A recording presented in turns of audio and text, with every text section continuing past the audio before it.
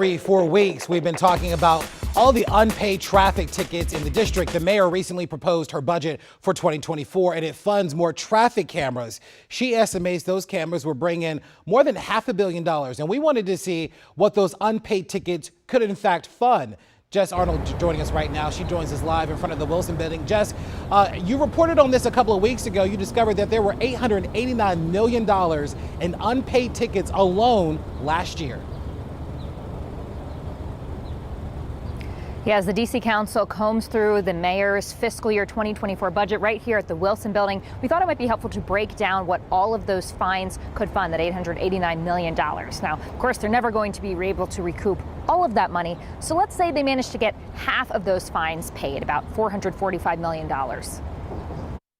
These are Mayor Bowser's budget priorities listed under transportation, safety, and mobility. Half of 2022's unpaid tickets, so that $445 million, could pay for almost all of them, just not the lines you see highlighted. So it could fund the new automated traffic cameras and redesigning dangerous roadways, even upgrading bus travel. Last week, we talked to the head of the council's Public Works Committee, Councilmember Brianne Nadeau. She said holding dangerous drivers accountable is a big priority, and she wants to make sure DPW has the resources it needs to do its part. It's really about turning up the heat and focus on these other ways of getting the dangerous vehicles off the street and trying to break the cycle of folks just, paying tickets and moving on.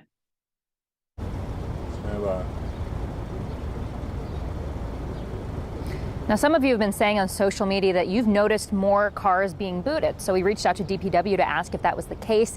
They were able to tell us that back in fiscal year 2022, they hired some more tow truck operators. They hired some more people in charge of booting. They said they also opened another impound lot in Northeast that has 190 more spaces. So they're hoping that that also will help them increase enforcement. We're, of course, going to stay on this for you, and any other updates, we'll pass them along. I'll send it back to you in studio. All right, Jess Arnold reporting live. Thank you so much. We appreciate it.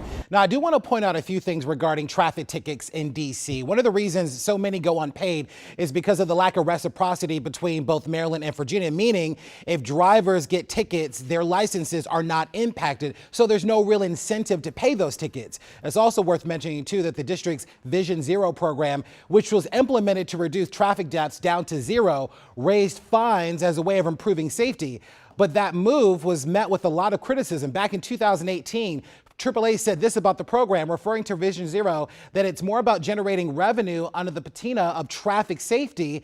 And to make matters worse, city officials are wittingly or unwittingly doing this at the behest of the city's speed camera vendor. Now, it's also worth mentioning that an audit found and performed by the D.C. government determined that its Vision Zero program is hampered by a lack of funding, oversight. It actually resulted in an increase in road deaths.